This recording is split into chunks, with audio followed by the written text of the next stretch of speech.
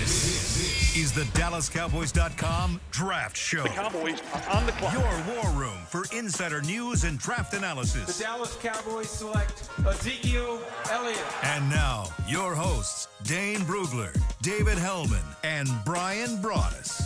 Well, it's day 2 of the 2019 NFL Combine. You got the Draft Show, presented by Miller Lite. It's my scouting buddies alongside Dane Brugler, David Hellman, Kent Garrison, executive producing. Guys, what a day. We were trying to kind of have a nice little lunch Is it across the way. And is it the draft show? Did we talk about the draft today? Yeah.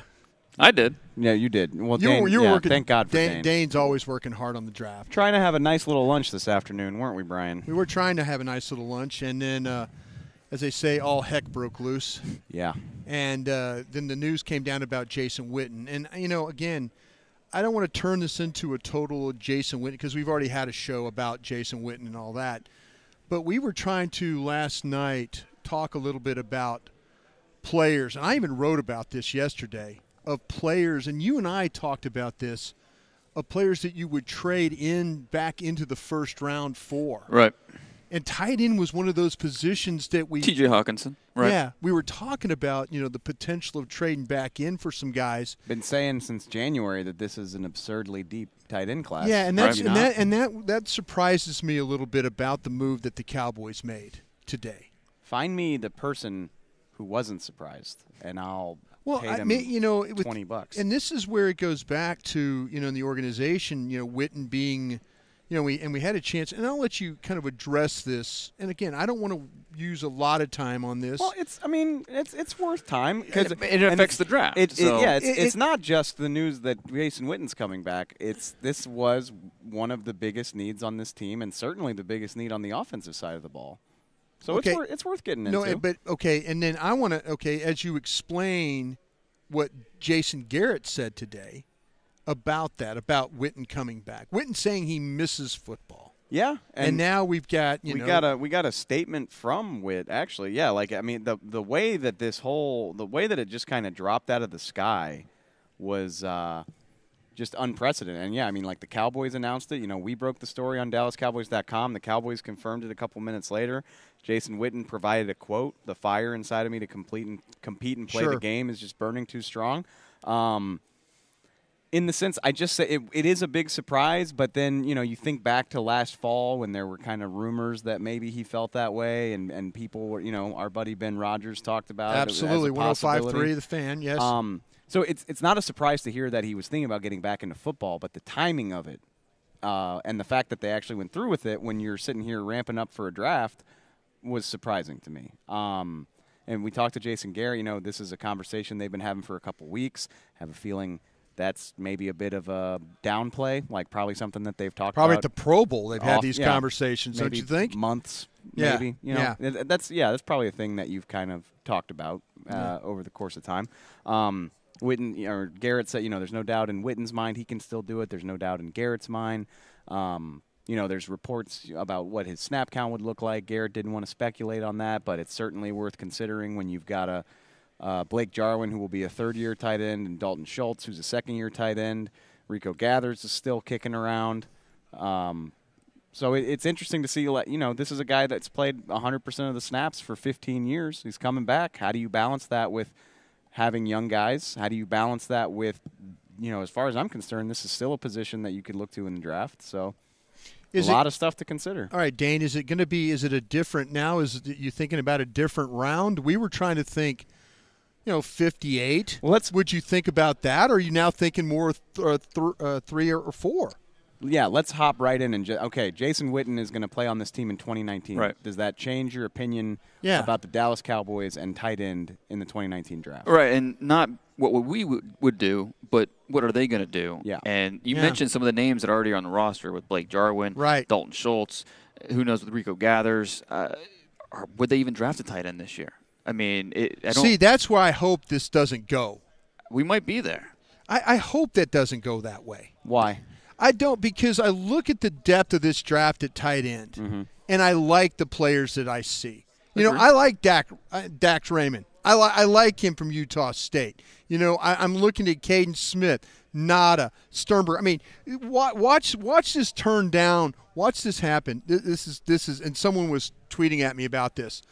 Watch the draft gods bring Fant all the way to 58 or somebody like that. You know what I'm saying? That'd be a little different, yeah. But you know what I'm saying? But that's what I'm saying. Yeah. Watch them bring Right. and he or she, I'm sorry, used Fant as just an example. No, that is a good example. But what if it's Smith, or what if it's Nada, or what if it's Sternberger? What if I told you? What if the draft gods push Jay Sternberger to you at pick 90? How you feeling about that? See, that's kind of where or 90 Isaac Nada. Yeah. Well, and if something like that happens, then you adjust course, mid-draft. But I think what it does is they're not forced to take a tight end this year. If the right one is not But there. is that the right thing for this team to do then? Is that let's just focus on, is it the right thing? I'm still, I don't think I've ever been more shocked by a Cowboys story, honestly. Yeah. The Dan Bailey cut, the Amari Cooper trade, the Tony Romo press conference. Like, there's been a lot of crazy stuff. I don't think I've ever been more shocked than this. So I'm still processing it, but I'm sitting here thinking, right off the bat, you're like, well, they can't draft a tight end now. But then you start thinking about it, and you're like, it's a 1-year deal. Does this free them up to draft that guy? This counteracts my argument from yesterday of, well, this guy's not going to do anything his rookie year anyway. Right. Well, now he's definitely not going to do anything his rookie year, you don't want to draft a guy that's not going to play early, but also is he a bridge? This could give you this gives you a year. Okay, Isaac Nada. Let's say it's Isaac Nada in the second or third round. It gives him a year to season and learn behind a very, very good tight end, right? Without the pressure of having to play immediately. So I could see both sides of it. Are you going to call this a wasted pick if they pick a tight end at 58? No, not anymore. Not anymore. I don't know 100% how I feel about it. I think the variable in this discussion that we don't really know is how do the coaches feel about Blake Jarwin? Yeah. How do they feel about Dalton Schultz? Yeah. In terms of long term, do they see more than just their current role? Do they think they can grow into not be fill Jason Witten's shoes in terms of being a Pro Bowler, but can he be a competent starter in this offense? And that's something that we don't necessarily know on the outside looking in. Periscope's reminding you didn't want a tight end yesterday. I still don't. I don't want. I'm just trying to see both sides of the argument. I'm saying, right. Jason Witten, he's going to play like a minimum of 50% of the snaps, or maybe as many as like 95. Who the hell knows? Mm-hmm. And then you got Jarwin, got Schultz. So that guy's not going to play a role. But on the flip side of he's not helping you now. At least you're not leaning on him to have to do that as a rookie, which is something that not very many rookie tight ends have a lot of success with anyway. Right. So I'm just trying to present both sides of it. I would have reservations about drafting a tight end at 58. Agree. Maybe even 90. Would you have had you obviously would have had the reservations even if they didn't make the Witten move? Am I correct about that? Yeah. No, yeah, absolutely. But it's just something else to consider because now yesterday it's like, well, what is tight? So you're totally okay with this move then, as far as the tight ends go? I didn't say that. I never said that. I'm just asking you that because you don't want to draft a tight end. Oh, am I okay with the Jason Witten move? Yeah. I'm confused by it. Like, if I'm being perfectly honest, I think there's a lot of people that are confused by it. But it's kind of a wash for me. Like, I don't think you're not drastically upgrading the tight end position. It's not worse than it was yesterday. Right. It's better. It might is. not. It's not a lot better, but it's better. That's fair. I think me again. I brought up Eifert yesterday. I think I would have rather gambled on a guy like Tyler Eifert with a very high upside. No offense to a future Hall of Famer in Jason Witten. I don't think he has a ton of upside at this point in his career. So I'm confused because I think they could have done more to upgrade it, but I'm not going to hate on them for bringing a Hall of Famer back into the fold. It's just I'm still digesting it. I'm confused. No, and what is the goal between the end of the season and the draft? You want to fill as many needs as possible, so you're not forced to go in a specific direction on draft weekend. Sure. If you want go defensive end in the first round. But is this a 1-year Band-Aid? Well, yeah, and that's. I mean, I hate to fine. call a guy a Band-Aid. No, actually, that's a Hall of Fame player. I don't think anybody A expects this to be bridge. Bridge. I used the wrong B word. No one's expecting this to be a long-term thing. Obviously, Jason Witten's back for a season, and then you'll see how it goes. But this is a great tight end class. There's no question. That's what I was thinking. And they keep telling us it's a young team. It's a young team. We're one of the youngest teams. And I thought that's the way that this thing was going. And again, nothing against Jason Witten, but again, I'm a guy that was on the staff that brought Jason Witten here. Mm-hmm. That shows you how long ago that was. But I'm just saying, though, that if they keep preaching to us, they're a young team, they're a young team, they're a young team, we're going to grow as a young team, we're going to get better as a young team. Is this a move that made them better? All right, here's a thought exercise for you. I was quiet. Nobody's going to answer my question, right? No, well, I'm going to. But here's a thought exercise. Okay. Remove the name. Like, take Jason Witten out of it. Sure. Don't think of him as the guy who's played here for 15 years, who's been to 11 Pro Bowls and will be in the Hall of Fame. Right. And has a mural hanging in the Star and all that crap. If they had signed today Luke Stocker or Charles Clay, and I know Charles Clay is with the Cardinals. People like Charles Clay. I know he's with the Cardinals now, but if it was Charles Clay and it was the same deal, how would you feel? I wouldn't feel as good because I feel like to me, I would rather draft a tight end. Okay, but I want a young group. I want Jarwin, I want Schultz, and I want a young tight end that I can use. What would we say about Charles Clay on this team? I know I'm going to tell you. It's a rhetorical question. Right. We would say, veteran no, tight end, yeah. Veteran good. guy, not going to stop you from doing anything in the draft, but gives you a little bit more production, a guy who can start if he needs to. And, there's no guarantee beyond 1 year, and you can still draft your tight end. So, right. Okay, the fact that it's Jason Witten makes this feel like such a bigger deal, but maybe not really. Right. You know what I mean? I don't think it handcuffs you as much as you're trying to make it sound like. Right, and I agree. And signing Witten, adding him to the fold, it's not like you traded a third rounder. You still have that third rounder to address another need. So, your team's in good shape if you add a tight end going into the draft, so you're not forced to go that route. Doesn't mean you still can't go tight end. But this way, maybe you go defensive end, defensive tackle, first two or second and third rounds. You're not hamstrung by specific needs. And let's just assume Jason Witten will play fewer snaps than we're used to seeing from him. And Do you believe that? I got to see it to believe it. Yeah, do you believe that? I got to see it to believe it. It's kind of like we're a young team, but well, they are a young team. They are a young team, I mean, and that's why. And again, Witten's probably going to raise their average age by like a year and a half. Yeah, we can't say that anymore. Yeah, you can. Well, okay, let's just assume that Jarwin and Schultz will have meaningful roles to play. Okay. This gives you a year to see how they develop and say, this guy can be our starter going forward. Or in 2020, you say, all right, no more BSing around. We really got to get a tight end now. Right. It could give you a chance to audition these two guys without the pressure of having how to be the guy. How about add a tight end in a draft? It's kind of like next year, wow, we're going to need a linebacker. And then all of a sudden there's no linebackers. You're in a draft where there's no linebackers. And I have no idea what the tight end board looks like next year. That's what I'm saying. I mean, that's what I'm saying. Yeah. You can't. And trust me, when we're doing the draft and they pick a tight end, you're going to make the comment of like, well, I think I would have gone a cornerback there. Man, they've got no cornerbacks in 2020. I'll just say I can't wait to see if he's a good player in 2021. This team has enough needs where I'm not too upset if they don't draft a tight end. Agreed. This team. That's what I've been saying. Right. So all right, I wanted Tyler Eifert, but it's Jason Witten. Maybe not the direction that I would have gone if I ran the team, but it's whatever. So if they don't draft a tight end out of all these tight ends that we've seen, you're okay with that? Perfectly fine. Okay. I've been driving that train, so I'm not going to. How many first-round tight ends you got on your board? 2. Yeah. How many first-round? How many traditionally do you have? How many traditional first-round tight ends you have?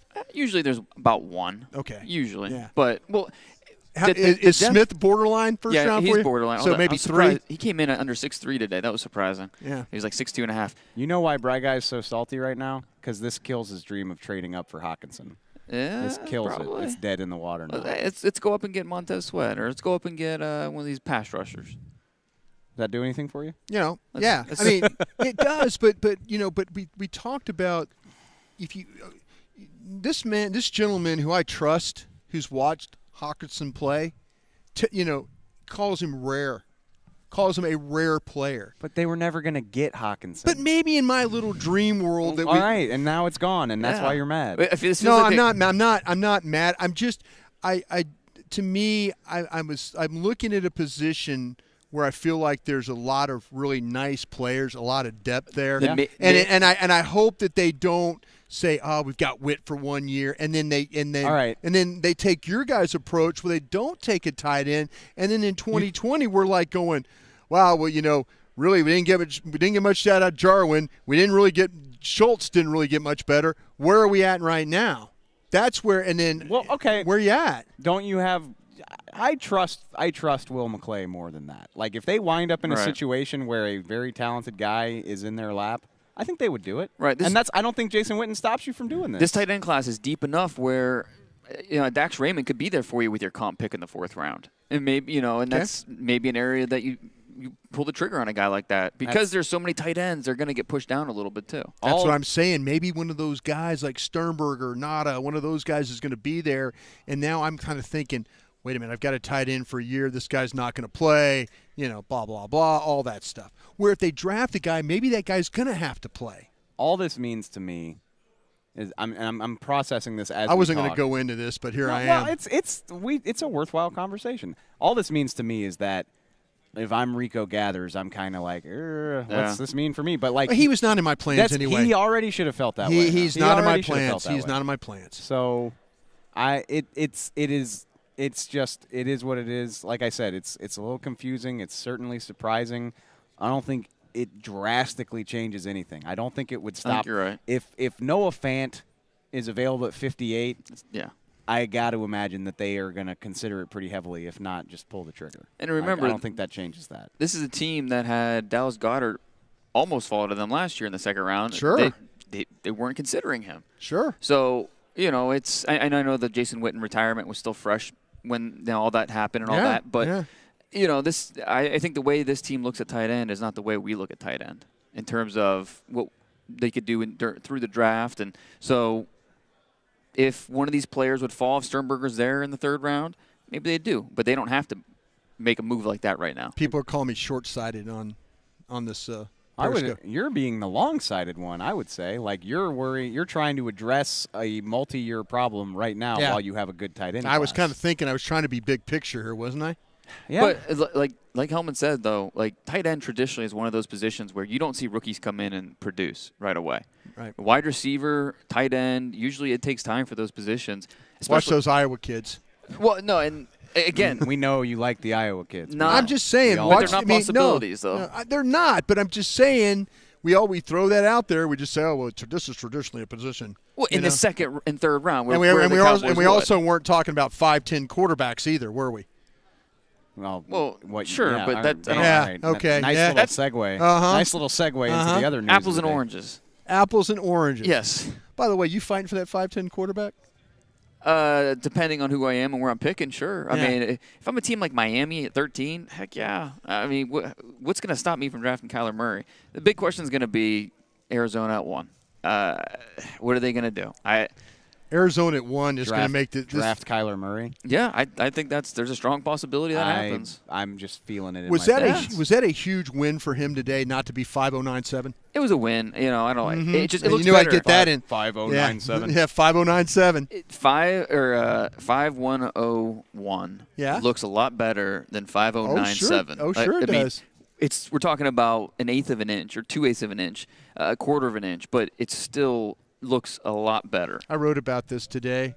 I mean, and you can put it up tomorrow. We'll put it up tomorrow. I mean, the old scout, the old school scout, needs to let go. The old scout needs to let go. It's a different game, man. It is a totally different. Expand on that a little bit. No, and thank you for allowing me to do this. I appreciate the senator from Ohio yielding the balance of his time. The floor is yours. Thank you. The thing with Kyler, the old scout in me believed, we weren't so much about the metrics and numbers and all. When it came to numbers, it was the height, weight, speed. Right. That's where we lived. But the scout today can deal with the numbers, but he could also deal with playing ability. I agree. The film, you have to watch the film, the playing ability. I think you have to watch all that. That's where I think you have to grade this kid. Mm-hmm. I don't think you grade this kid on the fact that he's 5'10", 1.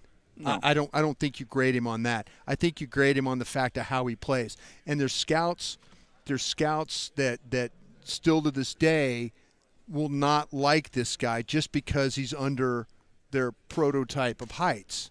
And I think that, and again, as an old guy, that and seeing the way this is going, that's a huge mistake. Evaluate this player. Evaluate his teammate.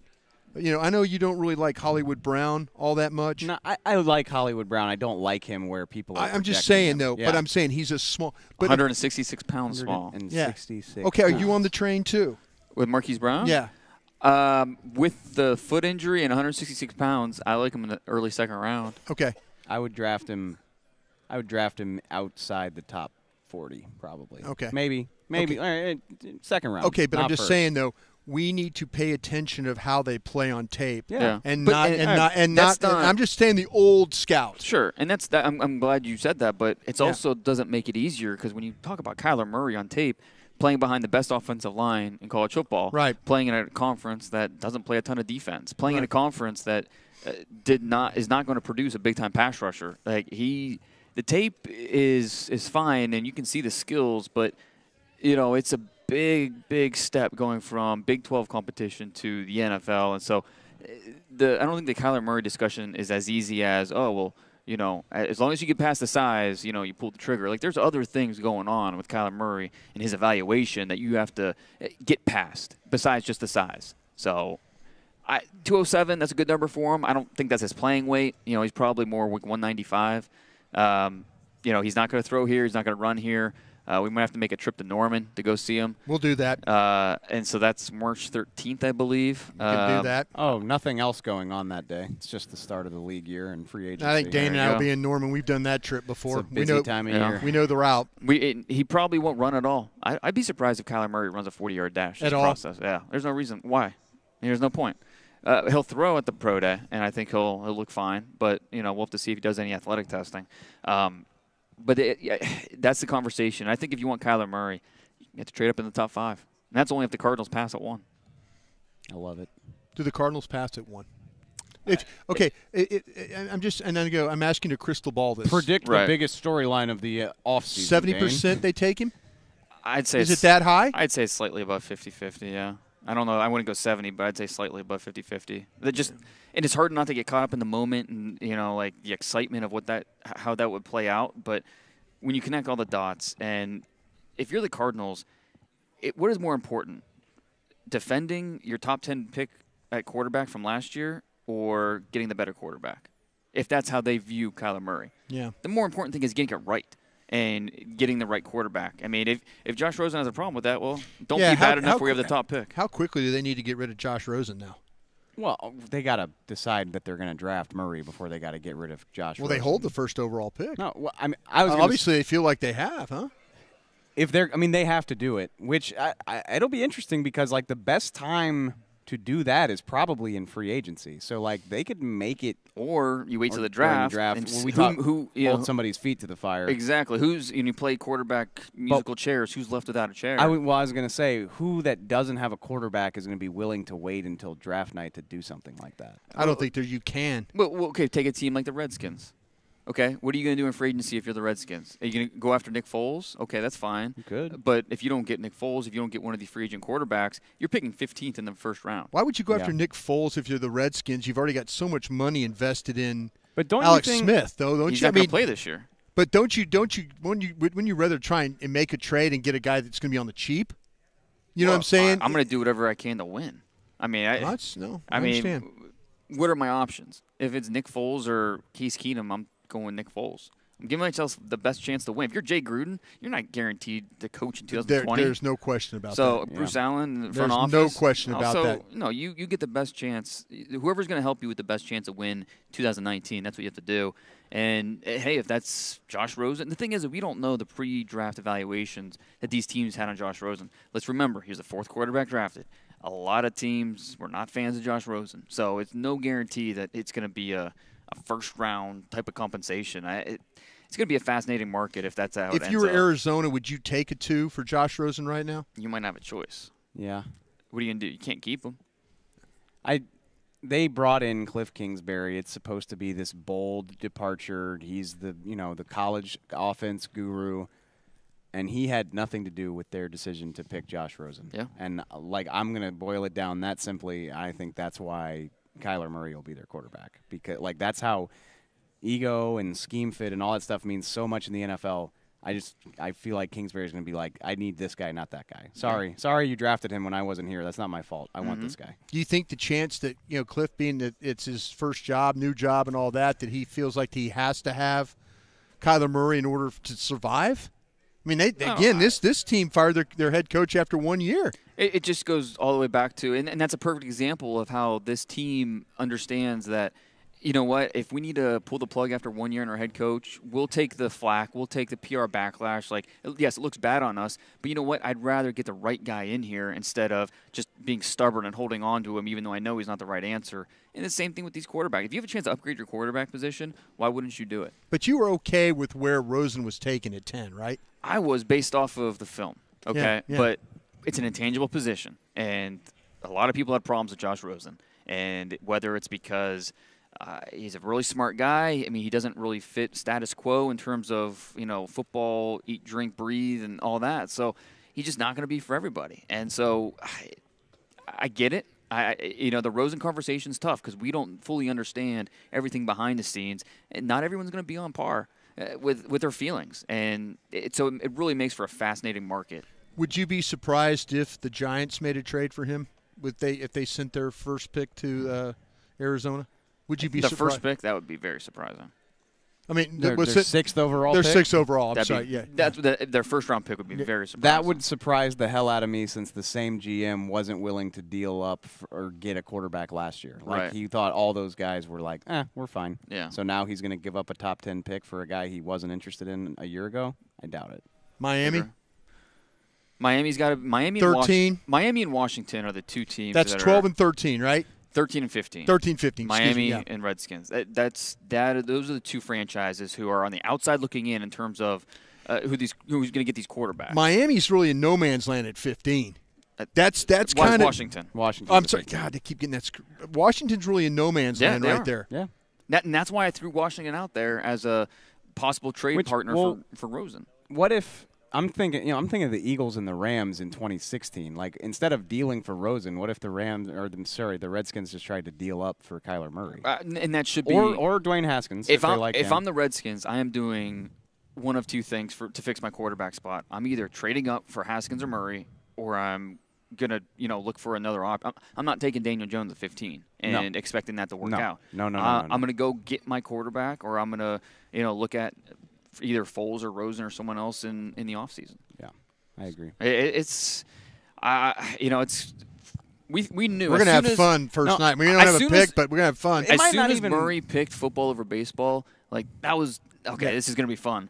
Now with a growing possibility that he could be the number one pick, that just makes it even more fun. I really feel like we're gonna set a new standard for weirdness in the offseason. Yeah. Like I think we're gonna see some player-for-player trades. Flacco already got traded. We forgot about that already, but we're going to see some of those types of trades. We're going to see people dealing up in the draft. I think NFL teams are understanding that these decisions aren't as permanent as they like to. I mean, we're talking about getting rid of a guy that got drafted in the top 10 after 1 year. Right. Teams are just like, screw it, for lack of a better term. We'll fix it. You don't have to be committed to this just because you did it a year ago. And I think that line of thinking is going to lead to more and more chaos at this time of year, which I love. No, it's going to be fun. Let me ask you this. Would you rather have Josh Rosen or Derek Carr? Ugh. If you were moving on from a quarterback. I've seen more from Carr. Good and bad. I don't know enough about What if the Raiders get into this at 4? See, and that's the problem with Rosen. With any conversation with Rosen, it's tough because, again, we don't know how does he interact on a day-in, day-out basis with his coaches, with his teammates, as a leader of men, as a CEO of a franchise, whatever cliche you want to use. How does he fit in that role? We don't understand fully how, it's one thing to talk about the conjecture about the personality and all that. We just don't, because we're not in the building with Josh Rosen. We don't fully know, and it's hard to have any conversation about Rosen without having that full understanding. Yeah. Because Derek Carr is a 3-time Pro Bowler. Yeah. I think he can win games in this league. He can help you compete for the division. But I think Rosen, I would bet on his tape and bet on what he can be long term. But again, that doesn't factor in the intangible part of things. Yeah, you're right about the intangibles. It's an intangible position, and that's why Kyler Murray tonight, he's going through the interview process, and how does that go for him? The size is one thing. He's not going to throw, but it's still going to be a big week for him here at the interview process. How he does it on the whiteboard, where is he mentally in his development? That's a huge step. Do teams fall in love with him, you think, when they talk to him? Based off the interviews, he's going to be here tomorrow talking to the media. And so hopefully it goes better than Super Bowl time, hopefully right? he learned from Super Bowl at Radio Row, because he was not impressive. I mean, that has to give you pause as an evaluator with a train wreck that was. Hopefully he learned from that and he is better. He's still a young kid. It's how would you have reacted in that type of environment at 22 years old? I mean, we have to remember that. But again, if you're talking about investing a top pick into this player, he has to be a little more mature than he showed at the Super Bowl. Super Bowl, yeah.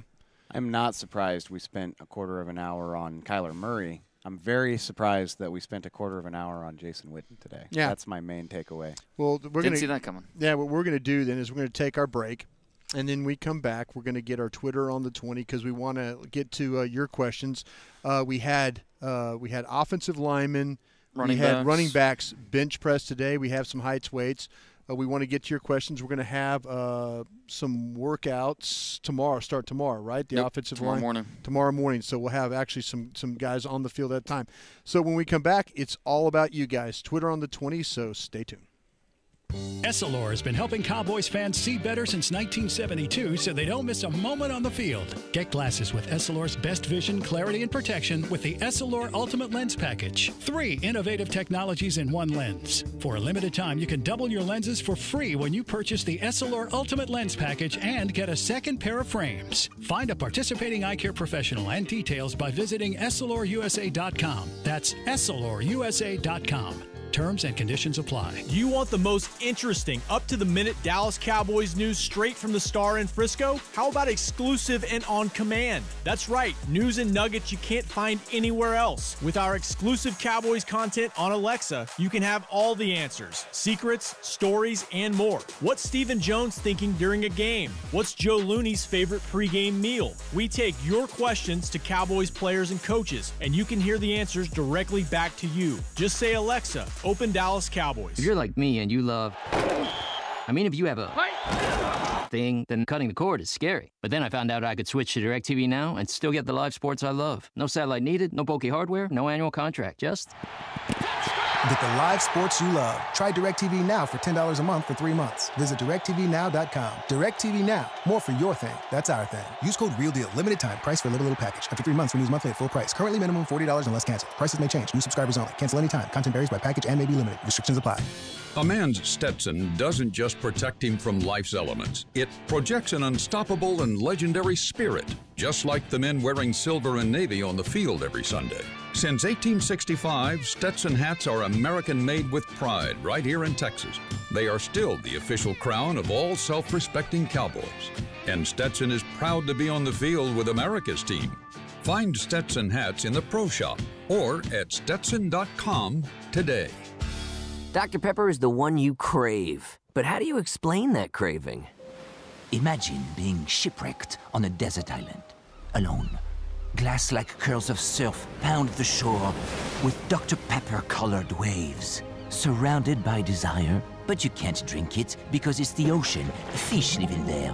The only thing you want is Dr. Pepper, and you can't have it. Now that is a Dr. Pepper craving. Dr. Pepper, the one you crave. This is the DallasCowboys.com Draft Show. The Cowboys are on the clock.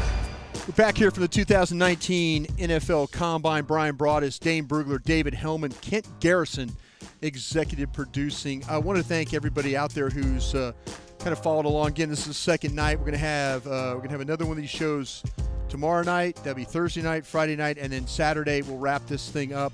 like I talked about, we've got some workouts, so that'll be good. I know Dane was listening to the offensive lineman talk, some of the running backs talk today. Did you hear anything about any news, Cowboys potential visits, maybe some guys that they've had in or they're going to have in for visit, maybe the offensive lineman or anything like that? Sounded like Dalton Reisner from Kansas State's going to be a formal offensive visit, tackle, who would be an option possibly at 58. Love it. Yeah. Some people think he'd be a first-rounder. Guard tackle kind of a combination? I think you and I both believe he's better guard. Better guard, right. I understand that, the versatility is one thing, that he has a versatile experience. The guy doesn't get beat, though. It's funny. That's it. It's crazy. His technique could be awful, but he doesn't get beat, which is good, But at the same time, he's playing in a conference. I mean, who's the best pass rusher in the Big 12? Yeah, I mean, Dane just stays hating on the poor Big 12. Well, it's a kid. The Big 10 pays me to do this. Yeah, Kansas has got the kid, and then maybe Texas with the but those are guys that are. Yeah. Nothing. And nothing against him. I mean, he played well against Montez Sweat when K-State. Yeah, K-State. That's right. Mississippi State played. Sure did. I think he's a solid player. But I think he's more of a mid-second round guy. But there's a good chance he can go in the first. Wouldn't be surprised just because of that versatility. So. Yeah, and then who else? The Ethan Greenidge from Villanova. Another tackle, move inside the guard. Another one of those guys. He's a Shrine guy. Had a pretty nice week there. But he moves better than I expected him to. So he's a name to keep on the radar. Okay, so Reisner and Greenidge. Yes, right. And Greenidge is more of a late round guy. Later round guy. Right. Okay, good. David Hellman, I'm going to turn it over to you. Y'all know I love a good segue. So Too Tall has a question for us, talking about classifies them as sneaky O-line picks. I get, if the Cowboys were going to use a draft pick on an O-lineman, Tyron Smith getting older, Lyle Collins in a contract year, Travis Frederick coming off an injury, or the possibility that you could move Connor Williams to tackle if you wanted to. Between the positions, what do you think is more likely or the better idea for the Cowboys to spend a pick on? I've been saying tackle forever. Yeah. Yeah, I think the tackle, me personally, too. We have to also keep in mind of maybe some stuff going on in free agency. If Cam Fleming is a free agent Cam Fleming's a free agent, though. We talked about some of the things, some of the other teams. A guy at Jacksonville that left the Cowboys. Jeremy Parnell. Jeremy Parnell might be a cap casualty guy in Jacksonville. So if you have the opportunity to potentially bring back a guy like, instead of bring back Jeremy Parnell instead of signing Cam Fleming, would that interest you more than drafting a guy? And that's just, I like some of these offensive tackles. Here's the guy, I keep saying again, but I'm the guy that wants to keep drafting offensive linemen, tight ends, you do, but defensive ends. Again, this team has had success doing that. It's so hard to balance between drafts are about 3 and 4 years and the Cowboys are trying to take the next step because they got talent. They have an absurd amount of interior line talent, especially if Travis Frederick is able to come back completely healthy. Right. And then, Lyle Collins is in a contract year, but you can probably finagle that in free agency for another year or two if you want to. How long is Looney under contract for? One more year. Okay. Yeah. So you have to, but think about a name. Maybe if he becomes available, Jeremy Parnell. Think about that name. Could be a possibility. Good tidbit. At 58 or in the third round, Caleb McGarry from Washington. I think he's a good player. I think that'd be an interesting You're right. He destroyed my guy Jelks. I mean, that was first play. Yeah, Oregon, the defensive end though. What did you think about if you look at? We talk about the USC kid, though. Yeah. You kind of his football character is just a mess. Okay. I can't repeat some of the words that I was told about. Just they're just things that you worry about. And maybe the light bulb will come on when he gets to the pro level, but I'm not gonna. I'd be surprised if he goes in the first 75 Udoga, picks. right? Chuma Udoga from USC, right? Udoga, yeah. The quickness, the length, really like what you see, but in terms of working his butt off and living up to his potential, that's I'm not going to go out on West that ledge. Virginia's Kajus threw it up pretty well today. I think that was in the 30s, 32, I think. 32, reps. I mean, that was pretty good right there for him. How about your center, by the way, too? Best center in the draft, Garrett Bradbury. Bradbury from North Carolina State. He Former was tight end. I'm just saying. I'm just giving you guys. I can't go down the center road. No, I gotta trust that Frederick's coming back. The best center in the draft. Yeah. With Dane, Yeah. and then he threw it up 34 times. I want to say he's a short arm guy, so but that's okay. Exactly. That's a good start to the day. Yeah, no, absolutely. Good start. Former tight end, moved to defensive line, then offensive line, and he's been a stud at center ever Absolutely. since. There you go. Y'all are gonna love this because it's about measurements. 6032. Coach says Devin Singletary, a guy y'all like, came in. He came in a little bit shorter than expected. Any chance that could push him into the 4th round, a place where the Cowboys feel comfortable drafting him? I don't think anybody cares about height at running back. I don't. I mean, not at all. What does height matter? Build? Build's all that matters. I mean, Tariq Cohen's playing pretty well. So but if Tariq Cohen was 5'7", but he was 200 pounds, right, it wouldn't matter. Height, if anything, height makes you maybe more elusive. So you're saying no? Yeah, height will not do it. Now, if not everybody's going to be on board with his weight in terms of, because I think he was 201 maybe. And he's not going to be for everybody. Yeah. 203. 203, okay. Yeah. I think he's LaShawn McCoy. I don't think he's getting out of the second round. You have not changed on that. What did his height? So what did he come in at height-wise? 5'07" Is that right? Is that what it was? Yeah. Okay. Jeez. And was there somebody comped him to Maurice Jones-Drew, or did I make that up? I don't know. No, Did they? Sorry. You're right. Why would? That's a rhetorical question. I don't know. 2nd round. Top 40. This guy the film is incredible. Top 40. Yeah. He has such a unique way of making guys miss. Like some guys it clicks, and it clicks for him. He understands. Not only does he have the juice and the athleticism to make guys miss, he understands how to do it. See, that you get some scouts like a guy like Greg Gabriel, who used to be a general manager, work with the Bears and all that. Yeah. If you follow Greg on Twitter, who's a very good follower because he's a former, general manager, scout, and guy like that. He is not high on the player. He understands why people like the player, but he doesn't think he does enough between the tackles. And I disagree on that. I see in the games I watched, I saw a guy that was tough. There were times where they didn't block for him at all. Okay, but he had to make a run between. Dane's over here crapping on the Big 12, though. I mean, this guy played at FAU. That's fair. He led the FBS in broken tackles, but so it is fair to point out breaking tackles against guys that are never going to play football again. And I would point out that he played Oklahoma this year. The lawyers. I don't want to call somebody that plays. Is that the American? Yeah. If you're playing the American, you're better than an accountant. That's a Central Florida bunch that LSU took to the mat that hadn't lost a game in a while. They didn't take us to the mat. We kicked their butt. No. We took them to the mat. That's what I'm saying. Yeah. All right. Good. No, and I would point out that FAU played Oklahoma this year, but I wouldn't want to give the Big 12 credit. So. It's fair. That was some film you could watch him actually play. Yeah, exactly. We touched on Hollywood Brown in the first segment, but Austin wants to know if the weight, and I'll throw in the Liz Frank too. So he's 166? 166, which boggles my mind because he had the surgery in January. Like, why aren't you eating McDonald's every day? Because you can't work out here anyway. He needs to go. He needs to go to Combine with me. Is what he needs to do. Go to Steak and Shake every with you. day. Yeah, you don't have to get overweight, but just get over 170, get close to 175. So do you think the weight and the injury are enough to push him down in Cowboys territory, or no? Probably not. You like him anyway. You said top 40, right? If I told you he's gonna have a Deshaun Jackson-like career, production only. Oh. Hell yeah. Where you draft him? 1st round. Okay. Yeah. And that's what top 15 probably. There will be a team that believes that Marquise Brown can have a Deshaun Jackson type of career in the NFL. I just that's Deshaun Jackson was like 169 or something at the Combine. He was small. I'm not saying it can't be done. It just scares the hell out of me. Understandable, certainly. I mean, there's not a huge sample size of these guys. So 5.093. Yeah. 5'9", 166. Yeah, like Devin Singletary could take him on, like easy. When he arrived at Oklahoma 2 years ago, he was 140 pounds. And he added 25 You know how fat pounds. I feel hearing you say that? Like, I'm just like, geez. Like, I'm a husky. Let's like, go get dinner after this. Yes, we'll do that. All right, Dane, I'm just going to keep peppering you with questions. I'm glad you're peppering him. Jake says, we've talked about Jerry Tillery before. You've kind of hinted at some off-field situations. So, can you expand on your concerns on that and your thoughts on him as a possibility at pick 58?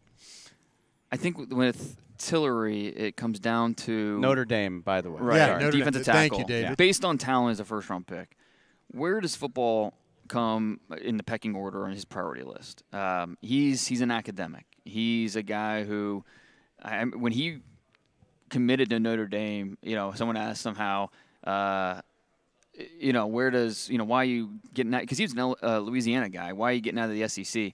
Well, SEC schools didn't have what I wanted academically. They can't offer what I need. Very arrogant about his academic. But he's a worldly guy. He interned in Ireland. He's been all over the world traveling. He's just not necessarily a football-first type of player. And that's going to bother a lot of teams. But he's a powerful SOB at the point of attack. So that's the problem. That's it. That's part of it. What was that wide receiver that the kid with the funny name that we kept saying was a worldly player? St. Brown. Yeah, St. Brown. Fell to the 5th round, 6th round. How about the dude? Because we kept calling him a worldly guy. How about the badass doctor for the Chiefs? What's that guy's name? Oh yeah, my guy from Canada. Pretty good player. Yeah.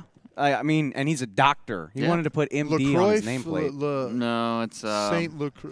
I did a big story on him back when he was coming out. I really liked him. He sold me at the Shrine game. But we're talking about he was drafted in like the 5th round. Yeah, that's fair. We're talking about Laurent Duvernay-Tardif. Thank you. Yeah. It's like we talk about Kyler Murray. So much for the draft memory I've got. Talking about Kyler Murray and Russell Wilson. Russell Wilson was a 3rd round pick. Right. We're not talking about the same value and the same risk. So for a guy like Jerry Tillery, I think he's going to go in the 2nd round. But, does someone take a chance on him in the 1st, especially in a defensive line-rich draft where, one of these, you're taking him over, some of these other defensive tackles. Now, if he's there at 58, that'll be an interesting scenario. I will say, you're just doing your job, your due diligence. Yeah. I get that. I hate that. I hate that teams are going to ding a guy for being, brilliant and, oh, my God, something besides football might interest this guy. I hate that. I will say, though, I'll contradict myself. Remember John Urschel, too? Yep. He's the mathematician. He's a 5th round pick, but he just straight up retired from football to be a genius math guy. Right. So exactly. I understand why that would spook a team. It's are you even going to care enough to keep playing a year after we draft you, 2 years after we draft you? That's the thing. After a couple practices in the NFL where he's getting, his head kicked in, he's going to think to himself, I could be making decent money doing something else and traveling the world. That's the worry with a guy like that. Is he going to really – How important is football really to him? Exactly. And Urschel retired after his 3rd season. Yeah. He got enough money to teach math. So there you go. I understand the concern, but it still kind of irks me that oh God forbid. All right, this let's guy talk might about be the player. interested in Let's something talk about else. the player himself, though. I talked about a point of attack guy. Mm-hmm. In my last bit of notes, I said I don't ever think he's going to have huge sack numbers. But you're going to get a guy that's going to push, and he's going to play the run well wherever he lands. Did you watch the Stanford tape? I watched USC, Northwestern, Syracuse, Michigan. Okay, the Stanford tape is his best tape. Easy. He didn't get 4 sacks that game. Oh, did he really? Okay. And I agree with you for the most part. But he showed he has such a wide because he's so long. Right. His legs 6'6", and his 310, wingspan. as we have right now. He has such a wide impact radius. Mm-hmm. He can find his gap to squirt into the backfield. But he is powerful. So I think, he's a first-round talent. Right. I don't think there's too many that But disagree the lack with that. of love for football is a concern. Yeah, you worry about, is he all in? Okay. And is he going to be all in 2 years from now, 3 years from now? It's a tough conversation to have when we're getting this knowledge secondhand. It makes me uncomfortable in a way, just because I've never talked to Jerry Tillery, so I can't say. Well, for he's sure, we're getting an opportunity to talk to him here in a little bit. Yeah. But I'm going based on what scouts tell me. It's not we're not creating this information. These guys narrative. are going to the school and finding it out. It's kind of a peek behind the curtain how scouts are really looking at these guys. Yeah, for sure. We got time for one more? Yeah, got plenty of time. Oh, okay, good. Oh, we're only doing one break this show. Yeah, exactly. All right. Well, it's a throwaway, but did you see? At least you admit it. Well, it's not really draft related. It is a little bit. You saw the video of DeMarcus Ware, right? Yeah. He right after the Jason Witten news, DeMarcus Ware posted a video on Twitter where he's like, "Well, maybe I should too if they're giving you $5 million." Which, if you know anything about DeMarcus Ware, that dude is still in disgusting shape. Yeah. Are you down? I'd be down. That's basically all I'm saying. Darren Woodson said same thing. Darren Woodson's a little bit further removed from playing. Yes. If DeMarcus Ware, what did we talk about at the top of yesterday's show? Randy Gregory isn't available. Yeah. If DeMarcus Ware could give me, is that a question? Somebody said, if he's serious, do you think Dallas would sign him? No. You don't think they would? No. If he was serious and not just playing around? No, I don't think so.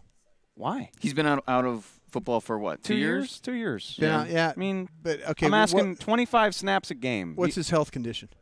Have you seen the dude's workout videos? He's gross. Okay, the neck, the back, and all that stuff. Does he really want to play? I don't know. Would he really want to play? That's if he's serious, and I don't think he is. For the record, no, not to he freak looks very happy at home with his family. I saw his kids had on Dallas Maverick jerseys. I bet you right now, fiance or wife had if he signed this week and like you'd get excited about it. There's no question. I think he could give you 4 to 6 sacks if he could stay healthy, which is. But again, that would replace Gregory's production. That's what, exactly. Well, yeah, okay. Well, what do they got instead? Nothing right now. Nada. So come on in. Draft a little bit, I think. Oh, you and your draft. I just want to draft.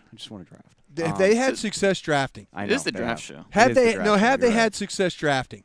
Of course. Well, yes. Better success drafting or picking free agents? Much better success drafting. Although, thank you. Pass rush. Taco Charlton. No, he seems to be the only one right now.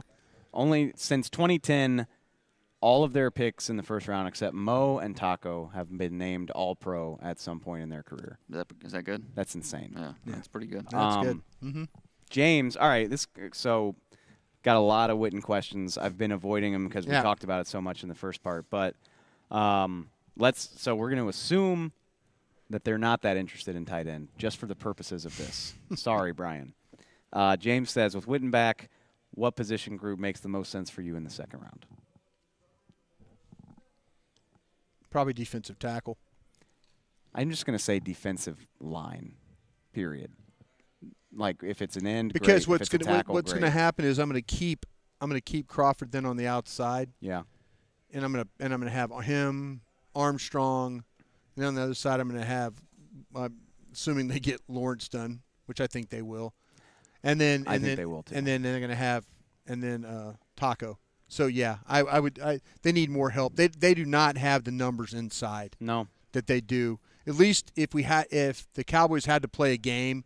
Then they needed a rotation. They have 4 guys.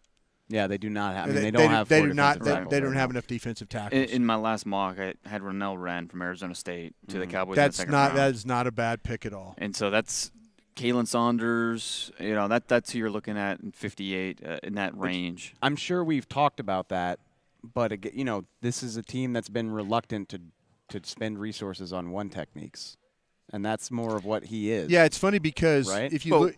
We've talked about Malik Collins. Where was he drafted? He was third round. Yeah. So that's fair. A difference of 8 picks. So that's fair. I think it's late enough where it might not be the sexiest, but it's what this team needs. I think for people that follow the Cowboys draft, I think they would find it very sexy. They're like, oh my God, we're finally drafting a defensive tackle. That's very true. And Kalen Saunders from Western Illinois. Talk about a guy that wants to play football, wants to be a big time player. His girlfriend literally had a baby during Senior Bowl week, and he stayed and practiced. He's the guy that did the cartwheel or the backflip. Yeah, my butt would have been on a plane to go meet my first child. Yeah, he stayed. He played all the way through the game on Saturday. I give him credit. That I know it's a job interview and that's expected, but good on him. Good question. What with the success rate they've had in the first round, do you think they try and jump back in, or should they jump back in? I know it's a question we answered last night, but you're just obsessed with it. Yeah. No. But I think it's a fair. I think it's fair. They've had success drafting first-round players. You should never say never. But what are we talking about? Who's the player? How far are you going? What are you giving up? Again, just ask. You want to jump back in? I don't want to blindly. You don't trade up for a position. You trade up for a player, and it just depends on if that player is going to be. I mean, would you trade next year's 1 and 58 to go get Montez Sweat? I would sure consider that because I really do like Montez Sweat. Yeah, he's one of my. Just imagining Brian being like, "Oh, can he play right end? Is he more of a left? Does he have the bend? 6.056? That's are you convinced? Is he You would rather trade for an end than you would a tackle, right? There's not a tackle There's not a tackle. Not trading up for a tackle unless it's Ndamukong Suh. Unless Ed Oliver, listen, there's a lot of scheme questions with Ed Oliver. If he falls to pick 22, but again, it's such a steep price. Yeah, it is. It's such a steep price. They might like him enough to go do that. I mean, Rod Marinelli's the coach here. He wants a freaking under tackle. Yeah. Always more under tackles. That would be fun. I don't see it happening. I think it's a long shot, but that would be one scenario where I could see your unrealistic option of trading up to the first, where I could see it happening. Well, I'm just trying to create scenarios. Oh, I know. And we talked about it with Hawkinson, and Ed Oliver's one of those guys. Right. If he were to fall, I could see him going. You give next year's first to get Ed Oliver? I'm not necessarily saying I would. I could see this team doing that. Okay. Could you see this team move? Okay, wait. How about this then? Where do you think that Simmons is going to end up? Okay, because I've heard anywhere between 25 and 45. Oh, I'm so terrified of that. Do you move, I have nothing do you move up? Jeffrey Would you give Simmons. one of your fourth-round picks to move up to draft? One of my fourth-round picks. Wait, how far are we going? We're going to go up in the second round. We're going to try and get inside the 40s. This is just a good opportunity for a segue because Joe asked. He said, "Talk trade up more realistically." Who's someone that, let's say they fall. That's what we're trying to talk about. I'm trying to give Joe a shout out here. I appreciate it, Joe, but that's what we're talking about, aren't we? Who could you see falling to like 45 where all of a sudden you're talking about going up? Doesn't that fly in the face of taking the next step? Yes. For this team, a guy coming off an ACL who's not going to help you as much. That's what I was trying to say, Dave, until you kind of kick me in the junk. You just want me to trade everything away like you always do. No, I was trying to go get a real player. Last year's Quentin Nelson. A real player who can't play right now. Yeah, it's true. Let the Patriots draft Jeffrey Simmons. They've earned that right. Yeah, and then okay. I mean, are we trying to? And then we have to watch another ring presentation for the 9th straight year. Are we trying to take so Cowboys are going to win a ring drafting their best pick of the year is not going to play? They're going to win a ring doing that? Just saying, maybe one day we going to take the next step, or are we going to next year we feel really good because Jeffrey Simmons will be able to play. Next step, we just signed Jason Witten for a year. The next step, man. The next step. Yeah. You got anything on Periscope? I think I used most of mine. You used all your stuff? Hit me up here, Periscope folk, and we'll try and get you. Let's see. A lot of people discussing. They ask about Dalen Mack, Texas A&M. They ask about him, Dane. What round do you think Dalen Mack goes in? He's borderline top 100. He's had a good pre-draft process so far. Circling back to what we saw today, we heard from the offensive lineman at the podium. Gotcha. Jonah Williams, Alabama left tackle. What was he talking about? He was kind of sparring with the media, wasn't he? The moment he sat down, he knew the length questions were coming. He'd studied up on this stuff. And so he sat down. First words out of his mouth, he's talking Joe Thomas. He's talking Joe Staley. He knows the tackles that came in under 34-inch arms. And at one point he talked into reporter, had a great quote about if your arms were longer, you'd be able to reach a keyboard better, but that doesn't make you necessarily a good writer. Better writer, right? Good line. And so I know we have a clip of that, Kent, of Jonah Williams talking today. I mean, I don't have to come up here and be defensive and tell everyone they're wrong. Everyone's entitled to have their opinion. If your opinion is that there's a certain benchmark that you have to pass to be a tackle, that's your opinion. I'm not going to change that, and my arms aren't going to grow, longer. So I think you watch the film, you make your own decisions, and the decisions that matter to me is the one that these NFL teams that I've been speaking with this whole week. That's who's Jonah important. Williams. He dish it out a little bit, huh? He knew the questions were coming, he was ready for them. And listen, if he came in under 33-inch arms, then I think your concerns are not your concerns, but the doubters' concerns are valid.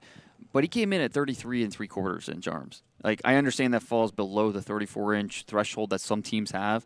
He has more than enough length, and his tape is more than good enough to justify using a top 10 pick on him. And listen, if you're going to tell me he's going to be a better guard or center, I can understand that. Sure. I'm not going to say you're necessarily wrong, but don't tell me he can't play left tackle because the tape says he can. What's funny, though, if you want to watch Farrell from Clemson, that's a good tape to watch in the national championship game. If you somehow, you're the scouts sitting out there watching, if you want to watch Farrell have a good game, that's a great matchup because they went back and forth. I say Jonah got him a couple times. Jonah got him a couple different times. Definitely a good tape for Farrell, but Jonah held his own more than a few times. So it was a good battle. You're right. Are you going to be surprised at what the order of these first-round offensive tackles are? How different people have them, whether that's Williams, Ford, Little, Taylor. Are you going to be? Wouldn't be shocked at any of the order. No, I mean because I expect it to be volatile. I expect that's not going to be something that's. I think everybody's going to be all over the place on this. Yeah, there's no consensus. Yeah. So we'll see how it comes in. It could be Taylor, then Dillard, then Jonah Williams. I mean, I would not be shocked at any of that order. Dane says it slowly and enunciates. You're just like, Dillard, Williams, like just like 8 names, and we're like, wait, who's talking about? Taylor, Juwan Taylor? Okay, no, I'm talking about the offensive tackle. I know, I'm Williams, caught up now. Ford, Little, Taylor, Cody Ford. Yeah. Like, I'm like, you say Little? Trying to process all these names. I said Little. Yeah, Dillard, Jonah. We watched Dillard the other day, man. He was not. He's got the feet. He's got the feet. Yeah, he's got. He got might the feet. He's got. I'm sorry, my bad. Playing the music. No, play him off the stage. Kit knows exactly how to work the old gong show. Well, that's Lord. That's all the time we have for the draft show tonight. Thank you guys so much for hanging out with us. We do appreciate when you do that. We love the Periscope. We love the interaction with the Twitter on the 20. Tomorrow we'll actually have some guys working out. We'll be able to talk about how these offensive linemen. Dane, one thing real quick. When you're watching these offensive linemen, what do you look for real quick? 10-yard split, 3-cone, and then positional drills. How do they do in the mirror drills? Movement. Exactly. Movement is big. That's okay. We'll be back with you guys tomorrow night. Again, thanks everybody out there, and we'll see you down the road.